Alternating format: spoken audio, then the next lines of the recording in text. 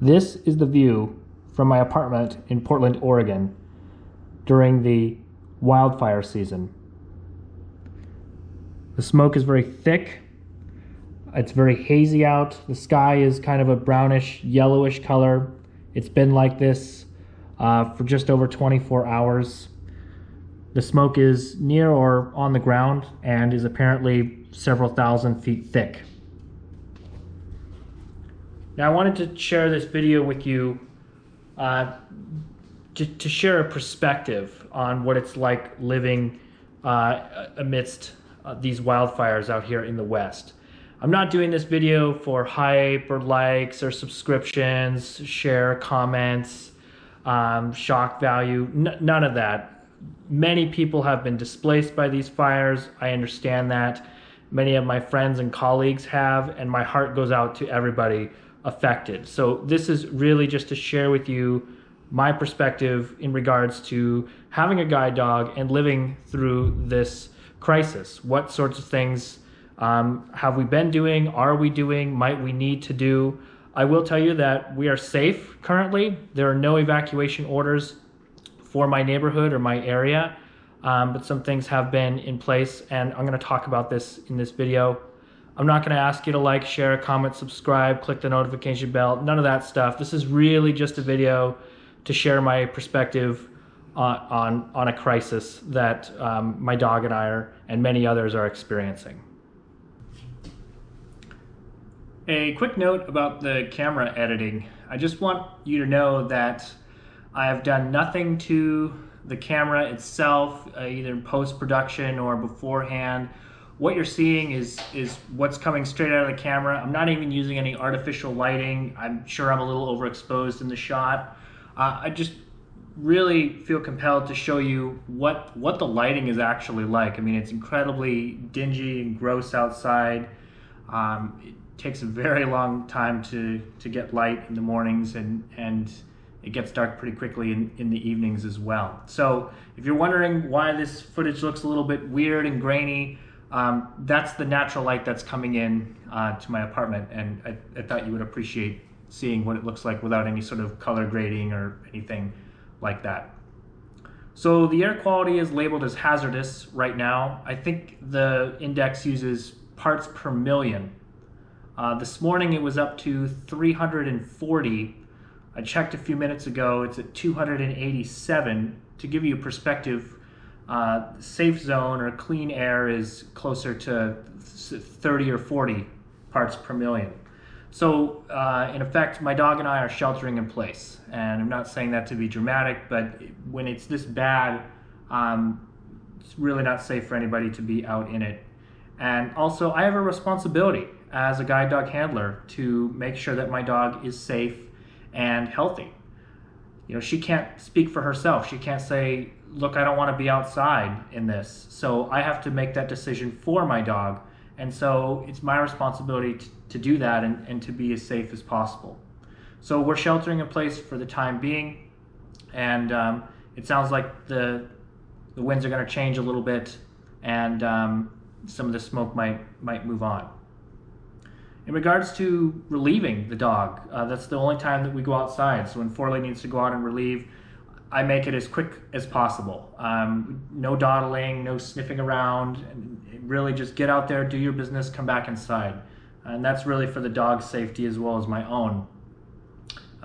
So, you know, I've even adjusted some of the relieving areas that I use. I live in a pretty urban area, so my process is this. It's to go outside, you know, down 3 flights of stairs outside, down about half a block, and then there's a place to relieve. And so I found some places that are a little bit closer that normally I wouldn't use. There are kind of some nice flower beds or whatever, and they've got some nice bark dust in them that I tend not to want to mess up with letting my dog relieve there. But in this situation, I've made the decision to do that.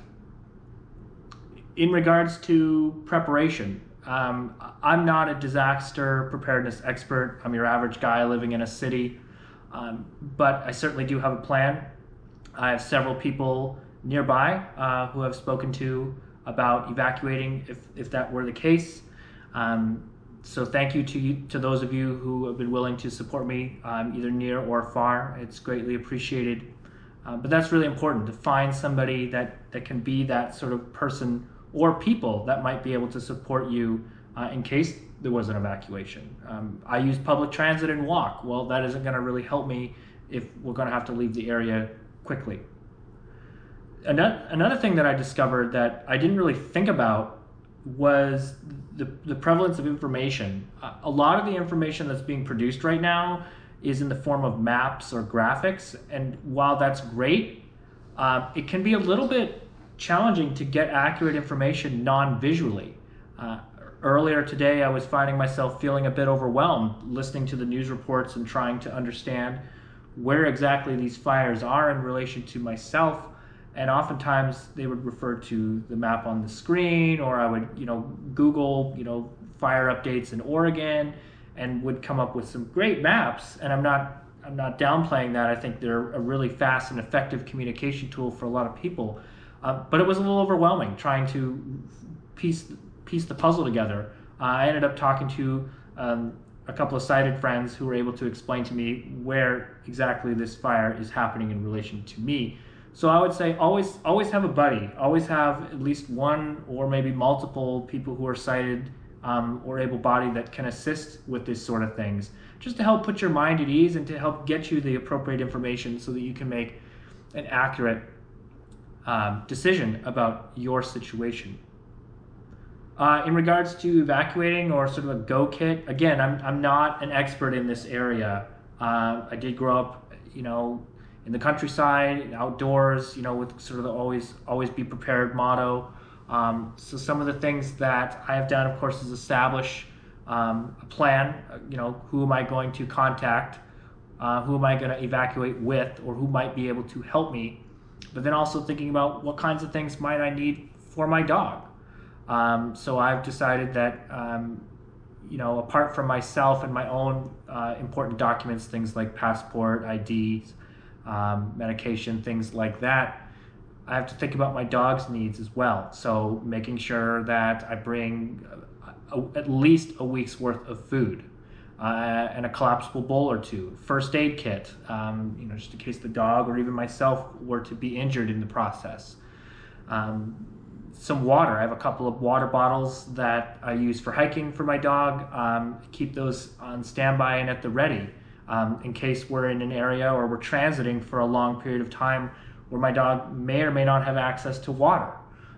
So that's just kind of where I'm at right now. Some of the things that have gone through my head. Back to the shelter in place, it's tough. My dog doesn't understand. I can't explain to my dog what's happening. I can only estimate that the world looks very weird to her right now. I can tell even in the little bit of guide work that we've been doing over the past couple days, she definitely seems a little hesitant.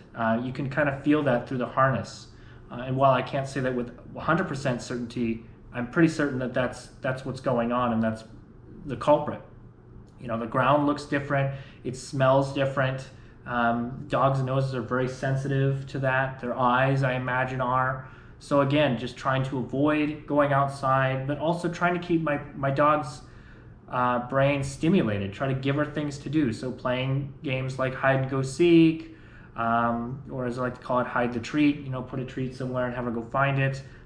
Tug of war, a little bit of fetch. It's hard in a one-bedroom apartment, but just anything to keep my dog sort of occupied. I mean, I have my phone and Netflix and YouTube and, everything out, the internet. My dog doesn't. So just trying to engage her in different ways, both that are comforting to her as well as stimulating. So I hope you found this video useful or interesting. This is not a full tutorial on what you should do. Rather, it's a perspective on what's going on. I'm constantly updating this and changing this as things go along, monitoring different communication outlets, the media, of course, social media, the news, just to keep an eye on things. And I really think that's your best defense. And these are just some examples. It's not a full comprehensive plan. It's weird. It's weird living here right now. The sound is different. The way sound is projected through the air. It's kind of like being in an area with lots of fog. In fact, my phone is confused. It never knows if it's smoke or fog or clouds or what. So, yeah. And as I said in the beginning of the video, my heart goes out to all the people affected by this fire and by this tragedy. I feel for you. It's a difficult time for all of us right now. I just want to say thanks for watching. Stay safe and health, everybody.